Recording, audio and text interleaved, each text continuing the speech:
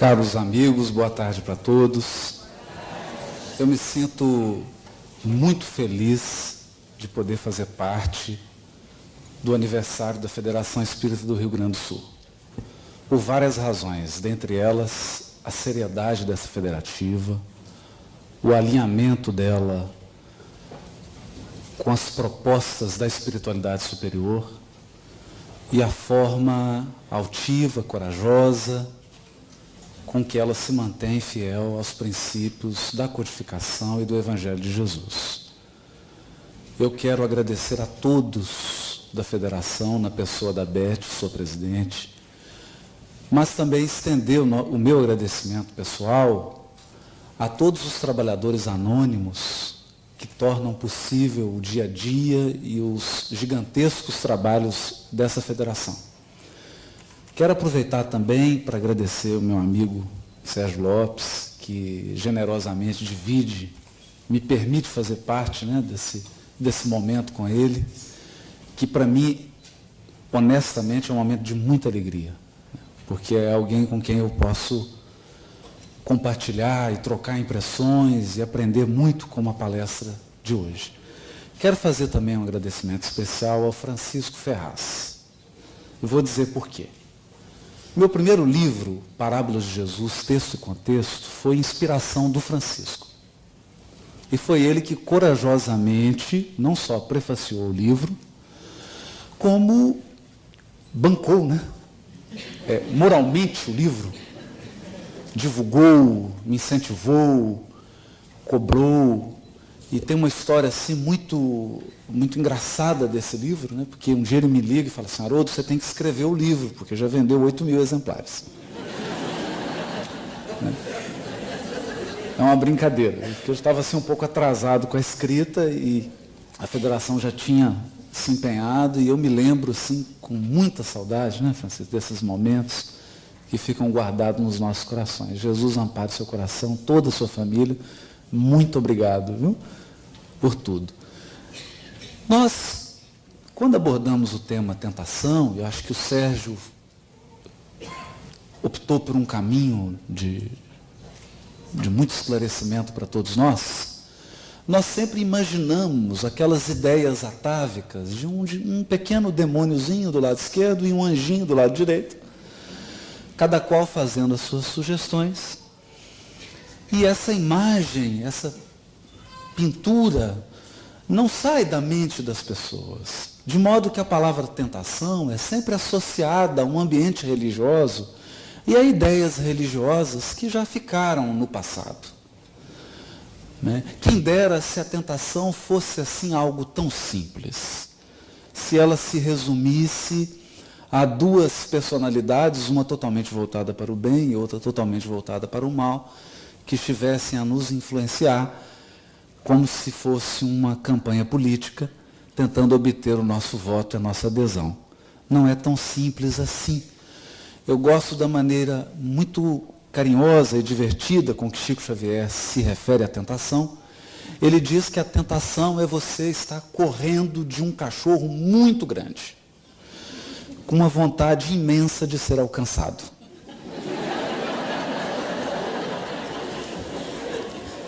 Porque a tentação tem um componente forte do desejo.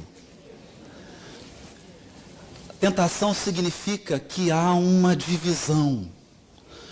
Um lado do nosso psiquismo deseja ardentemente repetir, viver novamente, experimentar, extrair prazer daquela experiência. E um outro lado, já mais consciente, já mais esclarecido, mais fortalecido, sabe que é preciso avançar. Avançar. Portanto, nós queremos conduzir essa reflexão de hoje de uma maneira mais leve, sem instilar qualquer sentimento de culpa e sem partir por um discurso também moralista, de estabelecer regras, ou de julgar o passado, lembrando Paulo de Tarso quando diz: graças a Deus já somos o que somos. E nós só somos o que somos porque trilhamos os caminhos e vivemos vastas experiências ao longo da evolução. Algumas que trouxeram muitas alegrias para o nosso coração, outras que trouxeram imensas tristezas, mas o certo é que nos tornamos experientes. Porque a angelitude, a pureza da alma, não é conquistada por espíritos de cristal ou de açúcar. O anjo é feito de adamantium. Ele é forjado na luta, na renúncia, no sacrifício, no trabalho, na disciplina. Conhece a desilusão e a amargura de perto. As entidades angélicas têm uma profunda compaixão pelo nosso piso de experiência evolutiva, porque sabem exatamente o que é estar na posição em que estamos. Sabem exatamente o que é a condição e a vulnerabilidade de um encarnado. E é sobre esse ponto agora que a gente gostaria de navegar. A vulnerabilidade do encarnado. Há uma passagem do Evangelho em que Jesus se refere. Na verdade, o espírito está pronto, mas a carne é fraca. E Emmanuel, na sua lucidez, define o espírito como representando a nossa fonte, o nosso núcleo divino. Aqueles potenciais que lembram esse maravilhoso vídeo de divulgação do Congresso da FERGS, agora em outubro, em Gramado. Uma planta, uma semente que vai desabrochando, porque nós temos o DNA de Deus em nós. Nós somos imagem e semelhança do Criador. Fomos destinados à pureza e à perfeição relativa da criatura. Preparados para uma felicidade sem mescla, evidentemente que será alcançada num processo árduo e longo de construção de si mesmo, porque a evolução respeita um princípio da lei divina, que é o espírito de sequência da natureza. A natureza tem um espírito de sequência. Toda a realidade começa na semente, desabrocha, se torna uma grande árvore, até que ofereça frutos. E a espiritualidade superior também não é diferente. Mas se essa é a característica do espírito, nós temos também a da carne. E não nos enganemos, diz Emmanuel, em uma de suas mensagens. Quem dera se a carne fosse apenas o corpo físico. Não é sobre isso que nós estamos falando. O corpo físico é apenas uma condensação fluídica, uma condensação de energias que nos permite operar no mundo material. O corpo é uma veste, uma emanação, uma consequência do nosso corpo espiritual. Mas ele é um instrumento que não é nem culpado, nem tem o mérito das nossas escolhas. O corpo é uma tela que reflete com fidelidade a nossa consciência espiritual. Quando o Evangelho se refere à carne, está dizendo a um conjunto de características do ser encarnado. A carne como representando vulnerabilidade. Vulnerabilidade. E o que significa isso?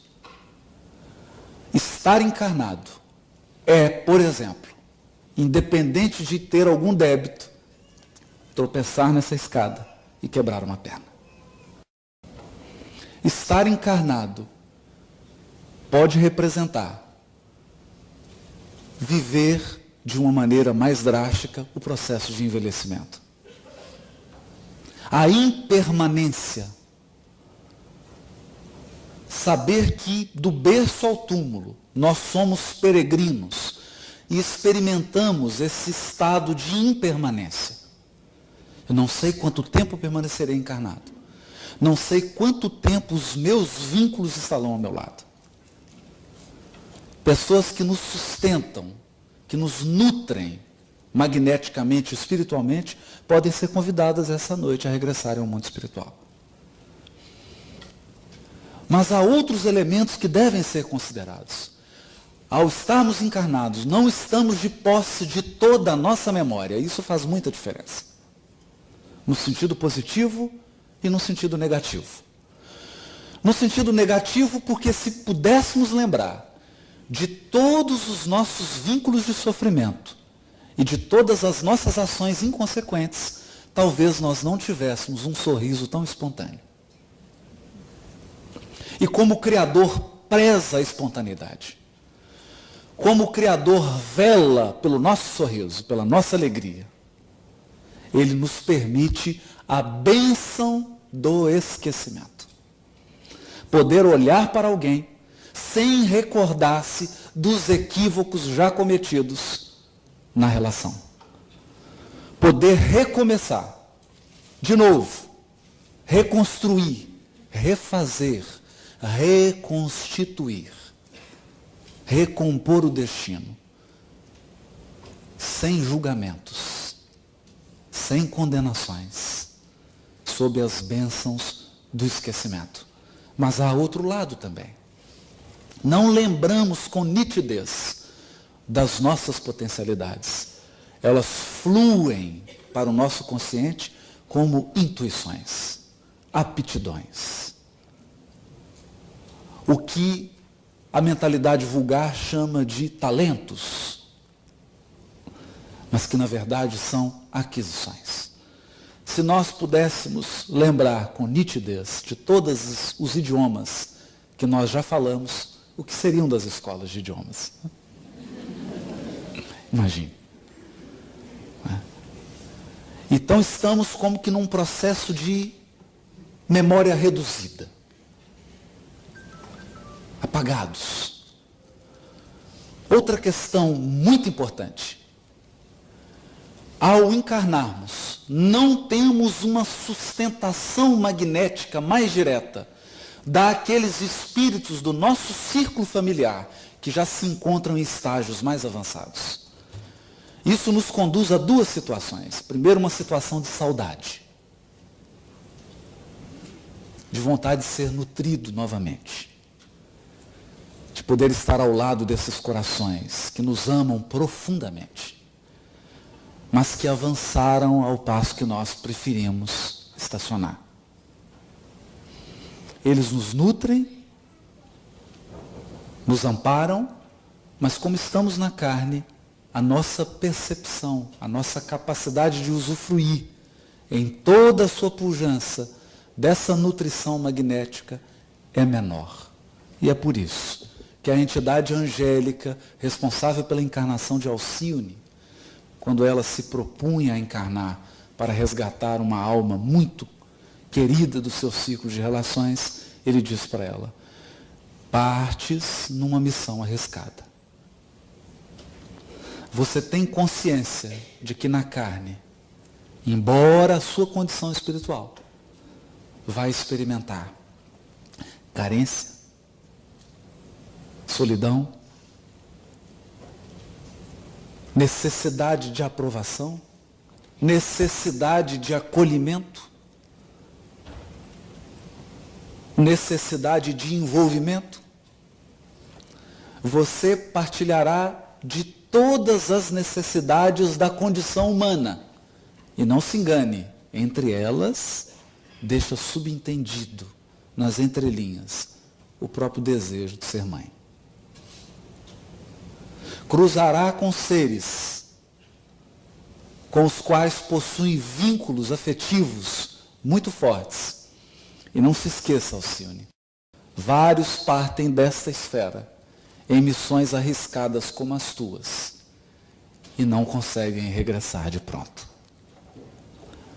É esse conjunto de vulnerabilidade que Paulo de Tarso, aproveitando a fala de Jesus, dá o nome de carne.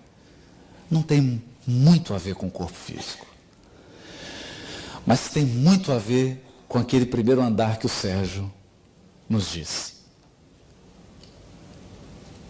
A necessidade de conservação, o instinto de reprodução, o instinto de destruição. Tudo isso somado ao apagamento que a encarnação propicia nos coloca numa vulnerabilidade que, no mínimo, nos exige um estado de vigilância permanente. Permanente. E é aí que entram os processos de tentação. Os mecanismos da tentação. É bom lembrar que, se você não sofre nenhuma tentação, talvez isso seja um indício perigoso de que você já tombou sobre ela. Já se entregou tanto que não há mais nada a ser tentado. Ou, e é sempre bom fazer essa exceção, você já atingiu a região das consciências angélicas. Então, tendo algum anjo aqui na plateia, por favor, me perdoe. Eu talvez não entenda muito o fato de você estar aqui ouvindo essa palestra, mas, por favor, vibre por nós. Mas se compartilha a experiência conosco, viver o processo da tentação é natural na evolução. É lei natural. É lei física. Por quê? Simples. Nós aprendemos isso nas aulas básicas de física, lei de ação e reação. Mas aprendemos na doutrina espírita algo profundo. A lei natural é a mesma lei moral. E a lei moral é a mesma lei natural. Não existe uma lei natural e uma lei moral. Portanto, Newton é um sacerdote. Quando Newton estabeleceu as suas equações e as suas 3 leis, ele estava falando de evangelho. E de física também, porque não tem diferença. A lei divina ou lei natural é a mesma. É a mesma. Porque há um só Deus. Um só Deus. Uma só lei. Há um plano de unidade na infinita diversidade da criação. Isso significa que, toda vez que eu instauro um movimento novo, eu preciso dar conta da inércia. Claro. Se você está dirigindo um carro a 100 km por hora e precisa reduzir para 40 km por hora, o que acontece? Você vai reduzir imediatamente, mas sofrerá simultaneamente a inércia do movimento anterior. Da mesma maneira, se você conduz um carro a 20 km por hora e acelera a 100, mudou o movimento, sofrerá a inércia do movimento anterior. Como que nós sentimos isso? Como que alguém sente isso? Não importa se ele sabe de física, se ele sabe de doutrina, isso não importa. Ele sente um solavanco para frente ou um solavanco para trás. E isso significa experiência da lei de Deus.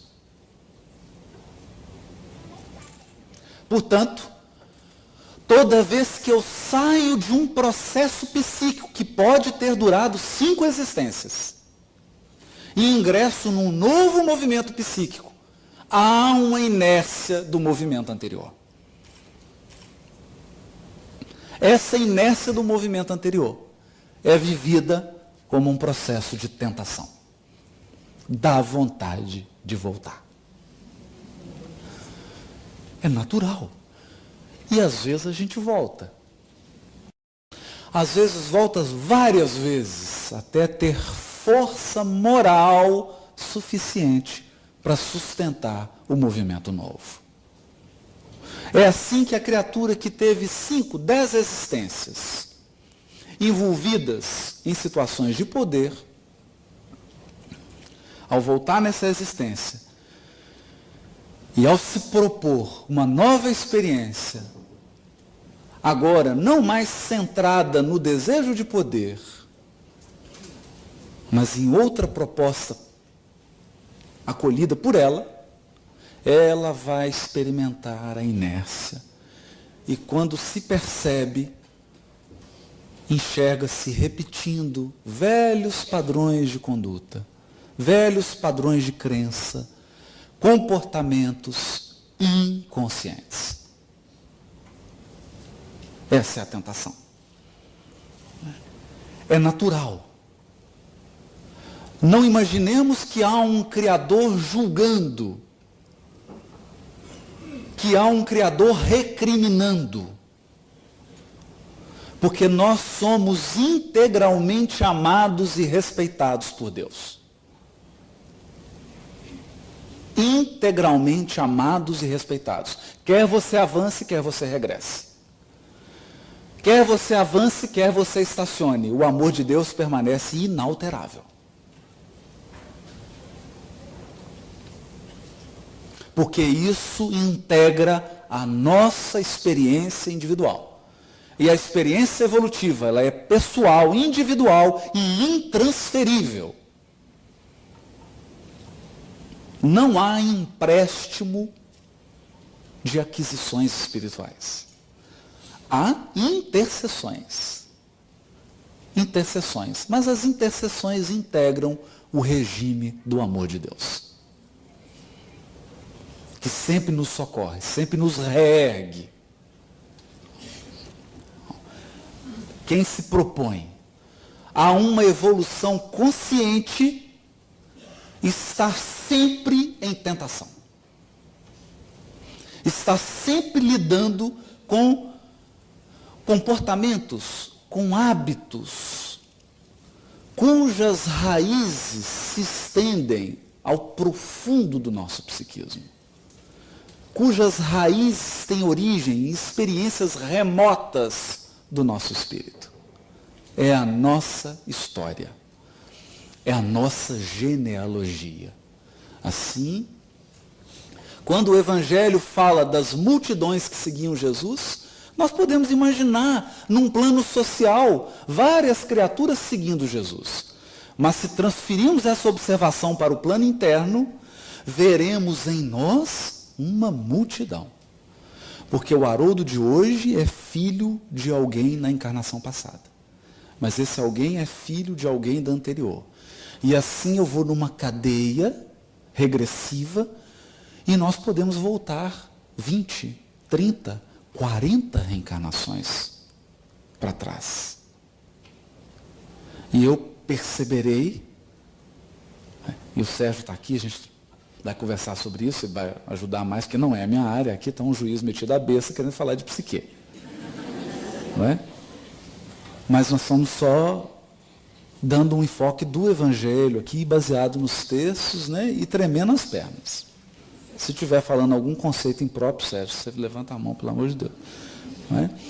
A verdade é que há uma multidão dentro de mim. Uma multidão. E não é só uma multidão de personalidades. Porque se há um eu profundo, se há algo central em mim, que não é o Haroldo, que não é o Sérgio,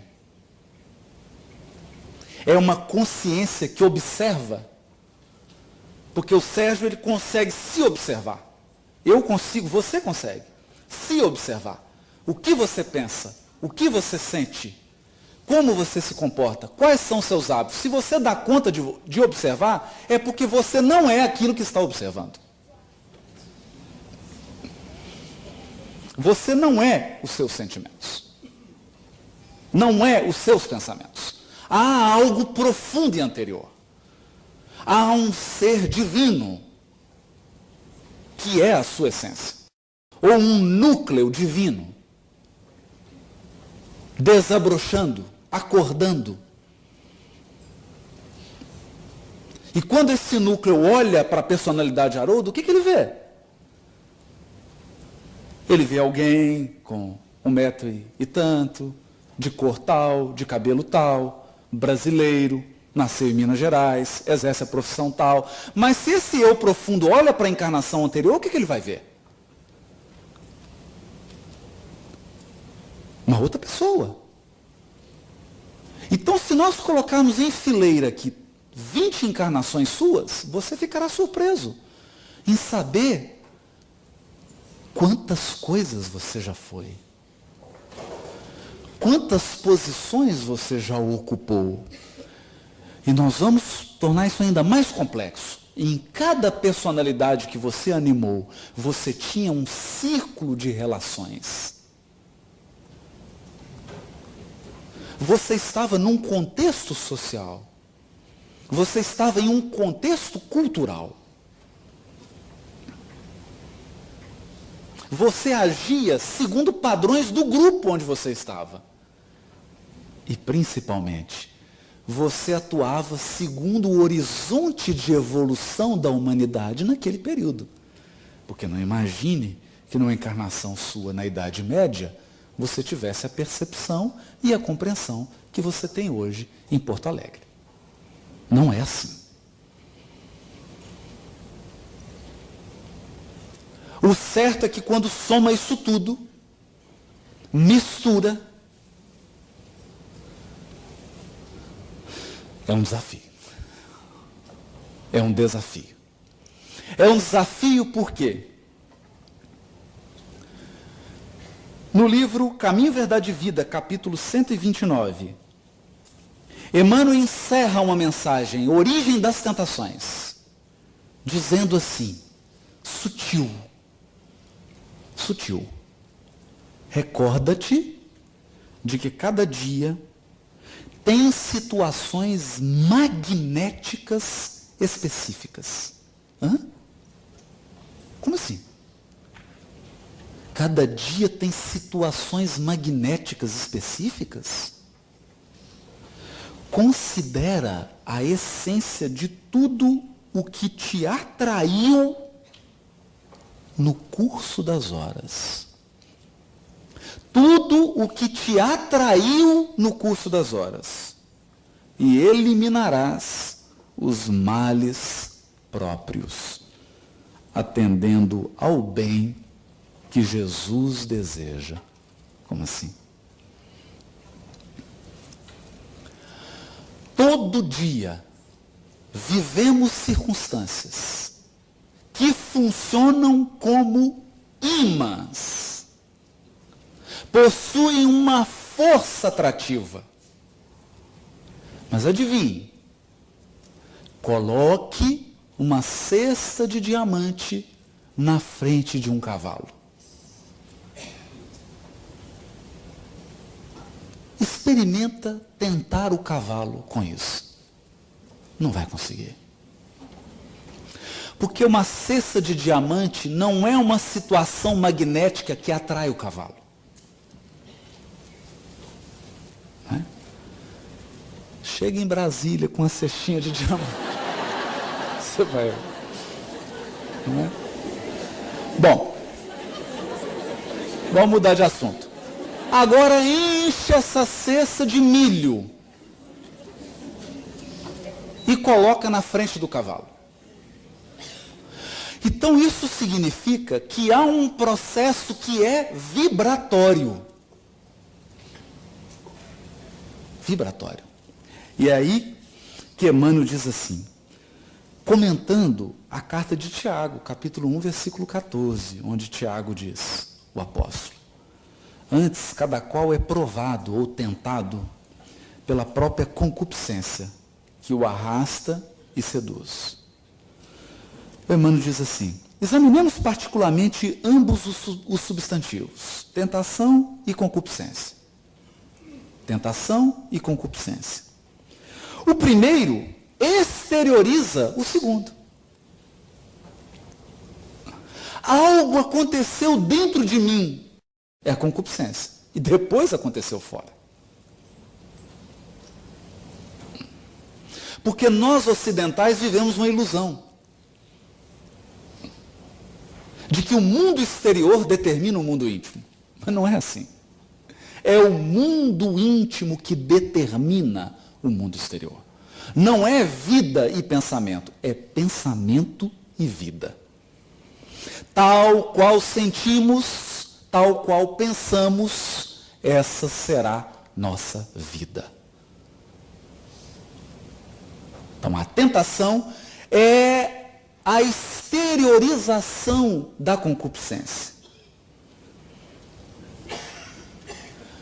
que é então a concupiscência? Diz Emmanuel: o fundo viciado e perverso da natureza humana primitivista. Fundo, viciado e perverso. Aqui nós temos dois componentes: vício e perversidade. Vício é algo que passou da medida. Nós dificilmente encontramos animais viciados. O instinto é preciso. O instinto sexual nos animais, ele é cíclico, temporário, preciso, e ele é atendido com beleza e com precisão. Ninguém encontra um leão ou um cachorro num consultório psiquiátrico porque está viciado em sexo. Só para a gente... Não há isso. Por quê? Porque ele vive a experiência sem que a experiência o domine. Já no ser humano, que entrou na sensação, há um componente muito especial. E ele se chama desejo. Desejo. E o desejo tem uma característica muito especial. Ele é insaciável. Insaciável. O desejo, se não for conduzido, se não for direcionado com sabedoria e com autodomínio, por isso que o Sérgio colocou aquela frase bonita de Kardec. O que é a obsessão? É o domínio que um espírito exerce sobre outro. Domínio. Mas ele só exerce esse domínio porque a criatura não tem autodomínio. Autodomínio. Ninguém vive sem desejo, porque o desejo é a mola propulsora da evolução. Ele é o motor do barco. É ele que impulsiona o nosso psiquismo. E é ele que dá euforia, alegria de viver. É isso? Você corrige aí. Ele propulsiona. A questão é, não basta o motor do barco, precisa do leme. Imagina um barco com um motor possante sem leme. Conduz para um penhasco. A questão é, ao longo da nossa experiência reencarnatória no orbe, nós fomos escravos do desejo. Mas não foi 1, 2, 3, 4 encarnações, não. Nós estamos falando de 50, 100. Tem gente aqui que está desde capela, ou seja, há 40 mil anos veio parar aqui, 25, 40 mil, e está aqui. E eu não sabemos contabilizar quanto tempo ele ficou lá. Então, essa submissão ao desejo gera um fundo psíquico viciado, gera uma frouxidão da vontade. Uma incapacidade de autodomínio. E pior, uma inconsciência. Porque, como diz um pai da igreja, só pode ser salvo aquilo que é reconhecido.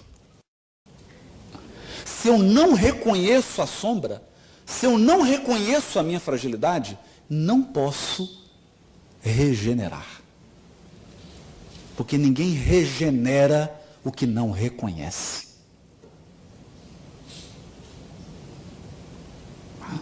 Há uma tentação exterior, como o Sérgio deu o exemplo, você encontrar aquela pessoa, né, e se sentir profundamente atraído por ela, é apenas uma situação magnética que sintonizou com o seu magnetismo psíquico.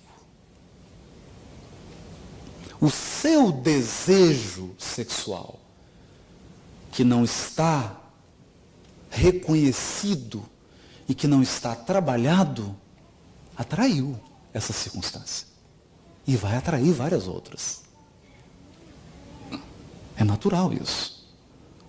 É muito natural. É isso que Emmanuel está dizendo. Então, fundo viciado, mas tem também aqui um elemento que é a perversidade. E a perversidade é algo paradoxal, é algo que nos deixa perplexo. Certa vez eu conversava com o Roberto Lúcio, que é um dos dirigentes do corpo clínico do Hospital Psiquiátrico Espírita André Luiz, na cidade de Belo Horizonte. Não é? Então nós conversávamos, na casa dele inclusive, a gente que não é da área, né, se assusta um pouco com certos quadros psiquiátricos, sobretudo quando eles chegam no judiciário. Então a gente fica assustado, porque a gente fala, meu Deus, como é que pode existir um ser humano que chega nesse nível, né? Da perversidade. Não é? Nos mais extremos da perversidade. Não é? Quando a maldade vira prazer. Quando a criatura encontra gozo na maldade. Não é? E aí o Roberto me disse assim, Haroldo, eu vou te dizer uma coisa, você vai ficar impressionado. Só as grandes inteligências dão conta de chegar à perversidade.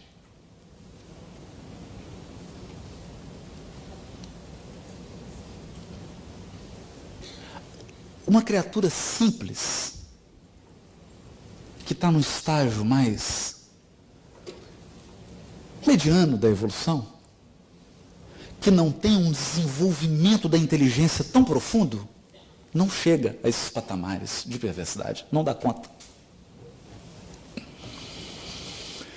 Para chegar num patamar de perversidade, você tem que fazer um completo descolamento de razão e sentimento. Só grandes inteligências. Se alguém tem dúvida, eu recomendo que leiam o livro Libertação e estudem o nosso companheiro Gregório.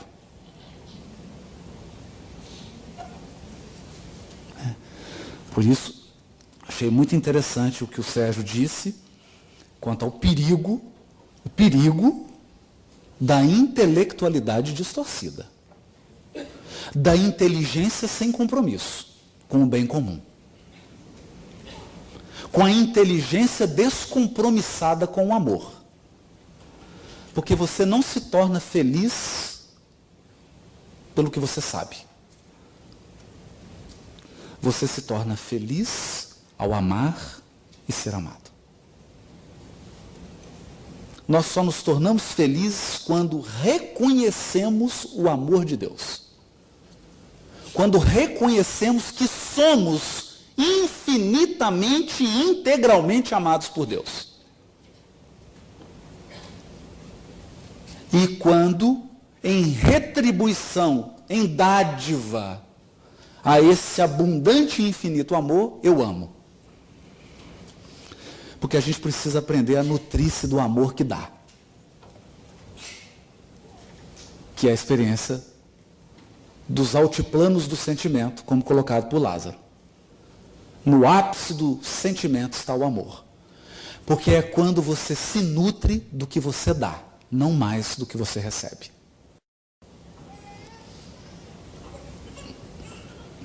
Até lá, muitos de nós fazem a experiência da inteligência sem compromisso.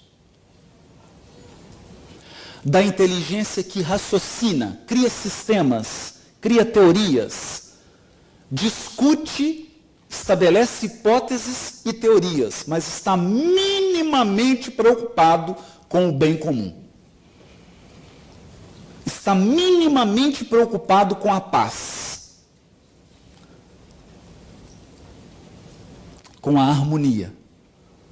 com a integridade de todos.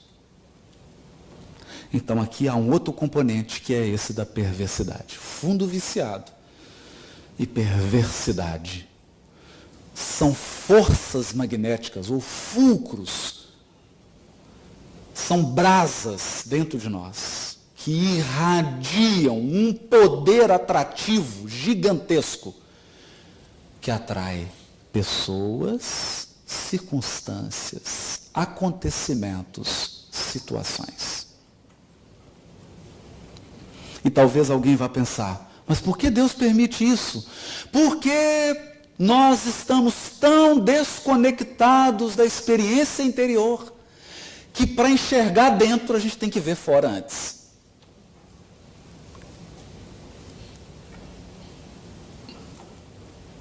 É a evolução feita aos tropeços. Eu preciso cair 20 vezes para perceber que eu estou mancando.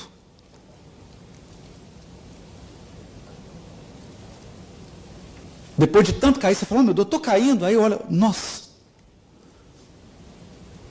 estou mancando. Deixa eu corrigir meus passos. Deixa eu atuar por dentro. E essa é a proposta. Essa é a proposta. Porque não adianta isolar-se do mundo, não adianta adotar a postura psíquica do fariseu, que é vestir-se de pureza, né? Então, adotar rituais exteriores, que não são só religiosos. Existe uma série de outros rituais que são adotados para anestesiar a consciência. Como se, ao me afastar de lugares, ao adotar comportamentos exteriores, eu tivesse verdadeiramente fazendo o trabalho interior, fazendo a autoconfrontação, olhando para mim de verdade. Porque é doloroso. É bastante doloroso. Nós gostaríamos de chamar a reflexão agora, com base no livro Ação e Reação, alguns textos, mas aproveitando aí, inclusive, o diálogo aqui com o que o Sérgio já falou, temos aprendido que a consciência possui multiníveis. Como o Sérgio disse, não é compartimentado, é uma teia dinâmica. E um dos aspectos da nossa consciência é a consciência sensorial. O que é a consciência sensorial? Porque ela diz respeito a nós encarnados. Significa que, se eu estou preso a um nível de consciência sensorial, eu só faço o que é agradável e fujo do que é desagradável. Então, se dá prazer, eu faço. Se não dá prazer, eu não faço. É a consciência puramente apegada aos sentidos. Mas para desenvolver senso moral, é preciso ter coragem de sobrepujar a nossa consciência sensorial. Significa que você acorda em Porto Alegre e está aquele clima ameno, 5 graus. Ameno para o Rio Grande do Sul, né? Em Minas Gerais, se chegar a 5 graus, o governador decreta estado de calamidade pública e ninguém sai na rua. 5 graus em Minas, né? Então, 5 graus, aquela chuva, 6 horas da manhã, toca o despertador. Domingo, porque tem um encontro de trabalhadores da região federativa. Você tem que dirigir 300 quilômetros para poder ir. Então vamos lá. Qual que é o primeiro impulso sensorial? Meu Deus, eu vou ficar quieto aqui, né? Tira esse despertador. Quem vai querer abandonar aquela sensação do edredom, aquela coisa gostosa, que o melhor sono, esse assim das 5, das 6 da manhã, não é? Aquela coisa maravilhosa, no frio lá fora, você quente aqui. Aquela sensação, o que faz abandonar todo esse estado de agradabilidade sensorial? O senso moral. O senso do dever. Por quê? A consciência moral se orienta por outro padrão. O bom nem sempre é agradável. O bom nem sempre é agradável. Mas isso é senso moral. Por isso Kardec dizia, compreende melhor o espiritismo quem tem o senso moral desenvolvido. Porque a consciência que ainda está no nível sensorial tem muita dificuldade de entender o espiritismo. E mais dificuldade ainda de entender o evangelho. Falando, esse povo de evangelho só vem falar de cruz, pelo amor de Deus. É só sofrimento. Não é. Não é. Você não adquire um título de competência sem senso moral, sem disciplina. Porque é chato mesmo. Um pianista que se apresenta num grande concerto, que estuda 8 horas por dia, é chato mesmo. É muito chato. É agradável você fazer um dia, fazer outro, mas fazer todo dia. O grande violonista Segovia dizia o seguinte, se eu ficar um dia sem tocar, não percebo muito. 2 dias eu percebo. 3 dias a plateia percebe. Então você imagina o que é isso?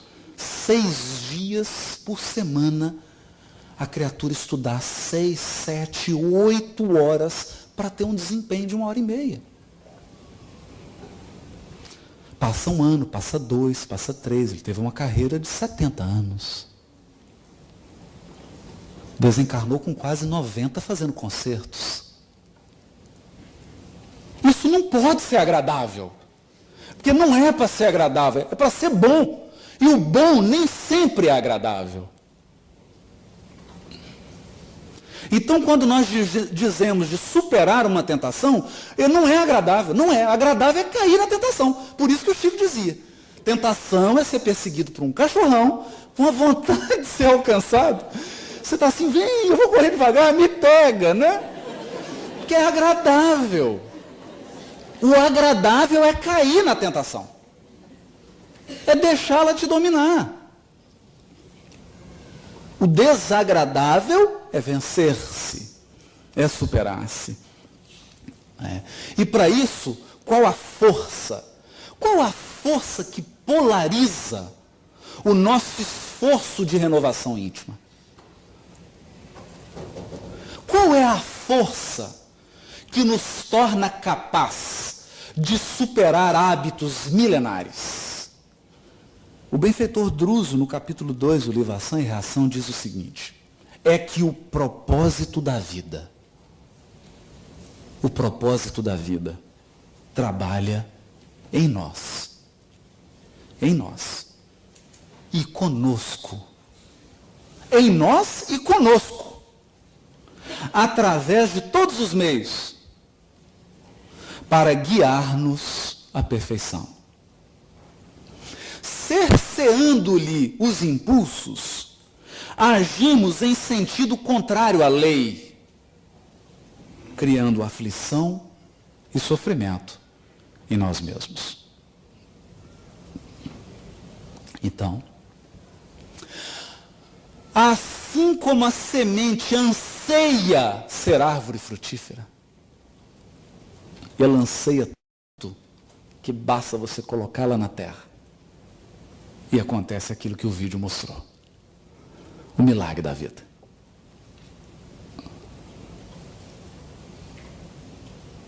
Tudo que é vivo anseia por expressar os seus máximos potenciais. Então, cada um de nós aqui sabe, lá no fundo, mas é lá no fundo mesmo, que é um ser angelical. E essa certeza, essa memória, essa lembrança, gera um impulso. Por quê? Porque representa Deus agindo na minha consciência. O lugar onde Deus mora é dentro de mim. Ele é essa força que trabalha em nós e conosco. Em nós e conosco, guiando-nos por todos os meios à perfeição.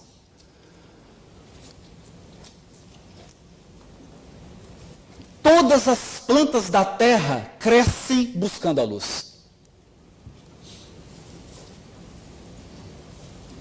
Você pode colocar num vasinho, feijãozinho, e ela vai subir procurando a luz. A vida é essa procura. E nós, seres humanos, não nos sentimos plenamente felizes e realizados se não realizarmos os nossos máximos potenciais. É da nossa natureza. É da nossa natureza.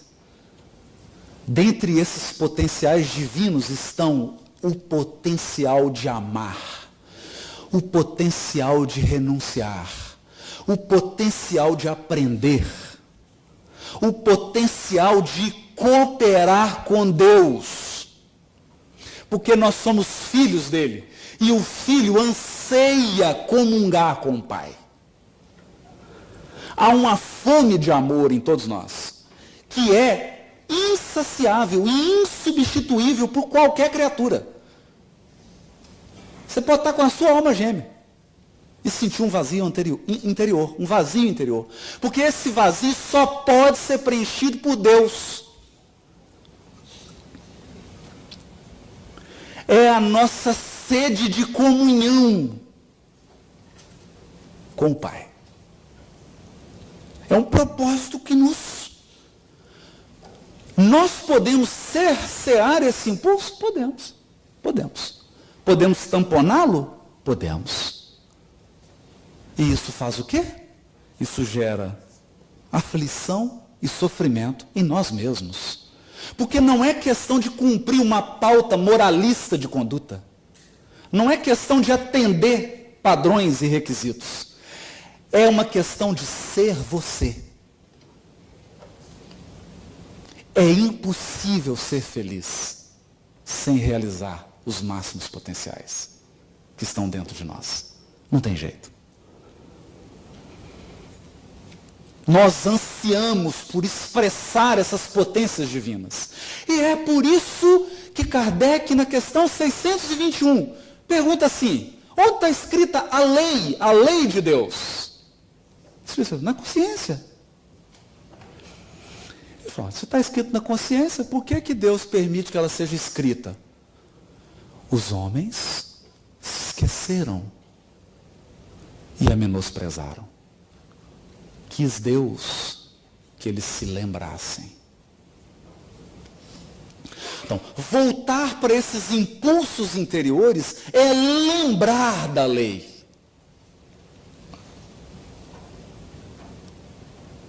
Caminhar rumo à angelitude é lembrar. É acordar. É despertar a consciência. Despertar, porque já está dormindo aí dentro de nós. E é por isso que Silas, no capítulo 8, já caminhando para o final, do livro Ação e Reação, ele diz assim, vou tirar porque agora a vista cansada, a idade já está chegando. Todos possuímos, além dos desejos imediatistas comuns, que é a esfera necessidade de ir ao banheiro, necessidade de comer, não é? Aquelas necessidades comuns que geram desejos, não é mesmo? Daqui a pouco nós vamos desejar comer alguma coisa à noite? Espero, né, Gabriel? Estou dando a dica. Hashtag, fica a dica. Hashtag, fica a dica, né?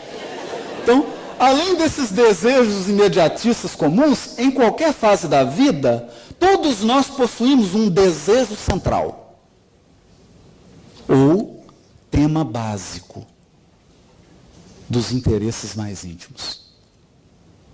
Olha que interessante. É a tônica que define a nossa irradiação. Por isso, além dos pensamentos vulgares que nos aprisionam à experiência rotineira, emitimos com mais frequência os pensamentos que nascem do desejo central que nos caracteriza. Pensamentos esses que passam a constituir o reflexo dominante de nossa personalidade. Desse modo, é fácil conhecer a natureza de qualquer pessoa em qualquer plano, através das ocupações e posições em que prefira viver. Autoconhecimento. Isso significa que, se nós nos propomos sair vitoriosos dos processos de tentação, é importante cada qual identificar qual que é o tema básico do seu psiquismo. Para uns é a sexualidade, a troca afetiva. Para outros são as relações humanas que envolvem hierarquia, portanto o poder. Mas são sempre relações. Sempre relações. Tudo tem a ver com o nosso interagir com o outro. Pode ser a nossa relação com os bens, com os recursos. A ânsia de acumular. A ânsia de guardar. Cada um tem um tema básico. A partir desse tema básico se estrutura uma teia complexa e intricada de desejos que gravitam em torno desse desejo central. Isso tudo forma uma vibração. Isso tem cor, tem frequência, tem cheiro, tem um raio, tem uma energia. Isso atrai. Isso define quem nós somos. Define quem nós somos. Portanto, quando falamos em evangelho, em reforma interior, estamos falando do maior projeto humano. O maior desafio posto ao homem sobre a terra, que é a autoconfrontação. Conhecer-se, identificar-se, para poder, com o auxílio das forças divinas que atuam em nós e conosco, estabelecer um novo movimento, um novo rumo, uma nova alvorada. Muito obrigado pela atenção de todos. Voltando.